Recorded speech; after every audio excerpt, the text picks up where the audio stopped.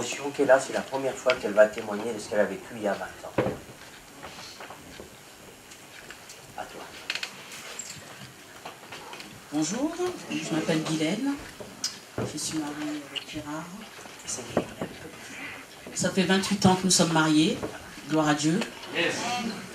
Ça n'a pas été facile pour nous, pour moi, pour mon fils, pour mes enfants, pour ma famille. Étant mariée, je suis partie habiter à Neuilly. Mon mari s'occupait pas de moi. J'avais l'impression de vivre seule. J'ai 2 fils d'ailleurs. Nous avions un fils à cette époque. Mon mari partait, il me laissait seule avec lui. J'étais comme une étrangère. Comme une étrangère. On travaillait ensemble dans la même boutique et je ne savais rien de ce qui se passait dans la famille. Il racontait tout à une cousine qui habitait avec nous. Ce qui fait que je me sentais vraiment seule, inutile. Ce qui m'a fait tourner, j'ai rencontré une personne, un homme, qui faisait le vaudou. Et qui m'a fait croire que ça allait s'arranger. Donc il m'a initié à faire du vaudou. Donc j'ai pratiqué le vaudou. J'étais dans la sorcellerie, bien sûr. Je ne voyais plus rien, je ne savais plus ce que je faisais. Je ne pouvais plus voir mon mari. Il n'était plus rien pour moi, quoi. Je voyais que par l'haïtien, je voyais que par lui, par les pratiques qu'il me faisait faire. Je pratiquais. Puis mon mari, bon, quand il rentrait, il n'était rien. J'avais envie de le tuer, j'avais envie de meurtre. Il n'était plus rien pour moi, mon fils. Voilà, donc après, bon, je l'ai quitté. Non, alors, donc Gérard, je vais essayer pour que vous puissiez bien comprendre. Voilà. Donc c'est la situation, d'accord? Gérard, lui, de son côté, il va vivre des choses, des manifestations de sa femme. Mais c'est plus sa femme. Frères et sœurs, je ne souhaite à personne de vivre ce que j'ai vécu pendant des années. Ma femme était complètement possédée par des esprits mauvais, méchants. Souvent, elle faisait des crises et je ne savais pas ce qui lui arrivait. Je me demandais, bon Dieu, mais qu'est-ce qui se passe? Comment nous vivons? Comment nous sommes arrivés là? Je me posais des questions. Et puis, un jour, il a fallu que mon père, aujourd'hui qui est décédé, prie pour Guylaine. Et c'est lui qui nous a dit que Guylaine est possédée par des esprits mauvais. Des esprits qui lui faisaient faire n'importe quoi. Guylaine, c'était plus Guylaine. Guylaine, on vivait ensemble, mais on n'était pas ensemble. On était 2 personnes complètement différentes. On n'était pas un couple. On n'était pas des mariés, on n'était rien du tout. Ça a empiré de jour en jour, jusqu'à ce que nous arrivions presque au bord du divorce. Et puis un jour, j'ai appelé ma belle-mère. Ma belle-mère, je les ai mis, enfin, mes beaux-parents, je les ai mis au courant de ce qui se passait dans notre vie. Et puis, elle a contacté Yves qui est venu à la maison, qui a prié pour Guylaine. Alors, Guylaine était rentrée dans l'alcoolisme. Elle buvait. Lui, il buvait aussi. Elle a voulu plus d'une fois tuer son mari. Et ce qu'il ne nous a pas raconté, c'est qu'elle avait les yeux qui tournaient. Il y avait une autre voix qui sortait de sa bouche. Il a vécu ça pendant longtemps. Croyant bien faire, la famille a appelé un prêtre catholique. Ils ont fait venir plein de gens. Ça se manifestait, mais les puissances restaient toujours là. Ils ont même fait des sacrifices de sang, des sacrifices de coq, enfin tout ce que vous pouvez imaginer. On appelle les exorcistes, on appelle tout ce qui pourrait marcher. Mais non seulement ça n'a pas marché, mais ça en a rajouté. À partir de là, la maman me raconte cette histoire, il y a 20 ans. Hein. On était de l'autre côté, on n'était pas nombreux encore à cette époque. Et je suis parti donc, à cette époque-là. Il y avait qui? Il y avait Yo-Yo, il y avait Yolande. Les gens croient bien le faire. Donc je me rappelle qu'il y avait toute une famille qui était là. Et je raconte un petit peu à sa place parce que le problème, c'est qu'elle ne se rappelle plus de ce qui s'est passé. Je me rappelle, lorsque je suis arrivé, elle était assise dans sa cuisine, elle s'est tournée comme ça. J'étais avec Yo-Yo, puis je ne sais plus qui. Et elle a dit, si vous êtes venu pour que me réconcilier avec mon mari, c'est même pas la peine. Je me rappelle comme si c'était hier. J'ai fait ça. J'ai dit, je ne sais pas si j'ai dit madame ou peu importe, j'ai dit, je ne suis pas venu pour votre couple, je suis venu pour celui qui est en vous. Wow! Alors là, je ne vous explique pas, j'ai jamais vu ça. C'était comme un lion qui rugissait. Je me suis approché cette petite bonne femme, parce qu'à cette époque-là, c'était une petite bonne femme. Oh, je l'ai traversé toute la salle à manger.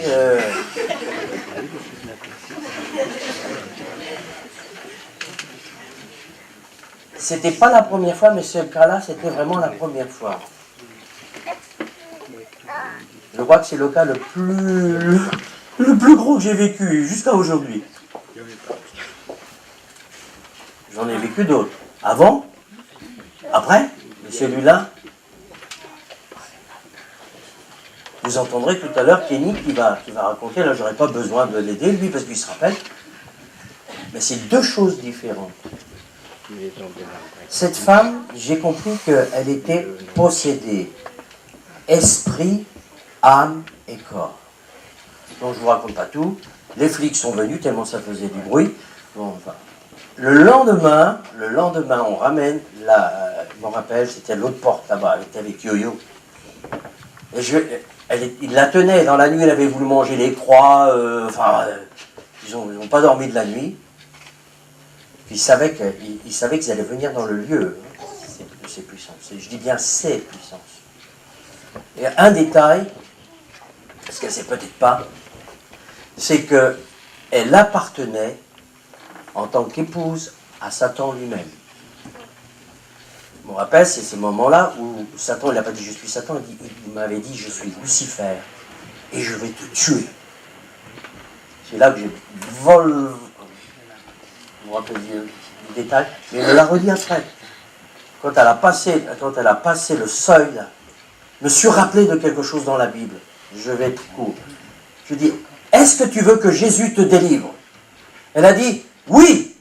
Bloum, tombée, par terre, là, juste à l'entrée. Ils ont été obligés de l'emmener. Je lui parlais, c'est la première fois. Impossible, elle n'entendait plus rien, elle ne savait plus rien, avec les yeux qui faisaient roulib à l'intérieur, là, comme ça. C'est pas des histoires, c'est pas Amityville, ou je sais pas comment ils appellent ça. Vous avez vu des... Mais ça, c'est une parodie, mais ça existe.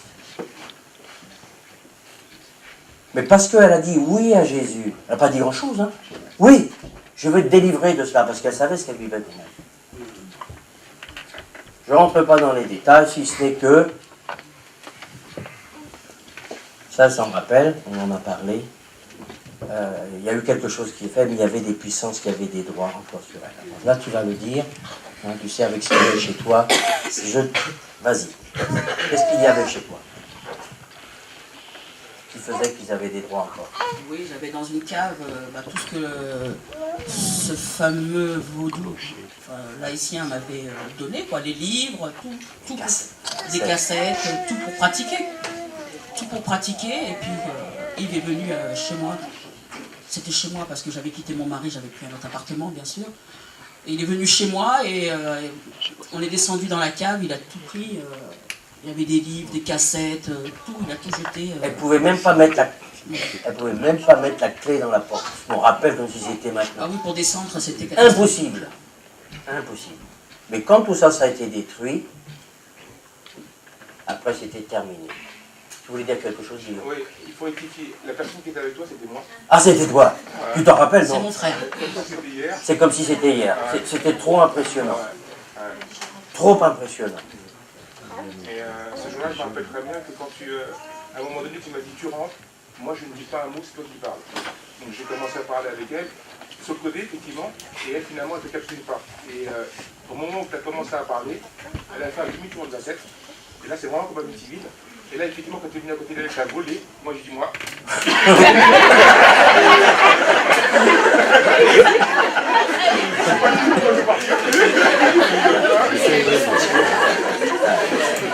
Mais Dieu m'avait préparé déjà d'avance. J'avais vécu des choses déjà difficiles. Mais là, c'était le sommet. Petite bonne femme comme ça. Et c'est ce qui était impressionnant, c'était les voix. C'était plus elle qui parlait. C'était impressionnant. Des voix comme quand ça grognait comme un ours ou comme un lion, j'en sais rien. Et ça parlait. Des voix qui viennent de... comme dans les films, pareil. Et la force. Hein? Et la force. C'était pas elle, c'était ses puissances qui étaient en elle. On ne joue pas avec les choses des ténèbres. Aujourd'hui, nous sommes dans un monde, pour les Africains, tout ça, eux, ils connaissent. Mais ici, en France, on dit qu'on ne croit à rien, mais on va beaucoup visiter ce genre de choses. Marabout, guérisseurs, voyants, rites vaudou. C'est une normalité. Tout ça, derrière, il y a des puissances démoniaques. Bien, alors, tout ça, c'est pour vous dire que, puisqu'elle ne peut pas vous le raconter, parce que c'est nous qui l'avons vécu en direct, ça, elle ne s'en rappelle pas. Ce qu'elle se rappelle, c'est ce qu'elle était avant, et ce qui s'est passé après. Là, déjà, tu savais, tu voyais bien toute cette pression. Okay. Qu'est-ce qui s'est passé après? Alors là, c'est ça qui est beau, parce que c'est pas... C'est la suite. La suite, avec Gérard. Il y a tellement d'amour qu'ils ont fait un enfant. Eh bien, frères et sœurs, aujourd'hui, je peux dire que ma femme, c'est pas la même femme que j'avais avant. Elle a beaucoup changé. Déjà, elle a fait un effort de laisser tomber l'alcool complètement. Elle ne boit plus. Guylaine, bon, avant, souvent elle était dans la chambre, moi j'étais dans la salle, comme deux étrangers. Aujourd'hui, le soir, elle m'attend.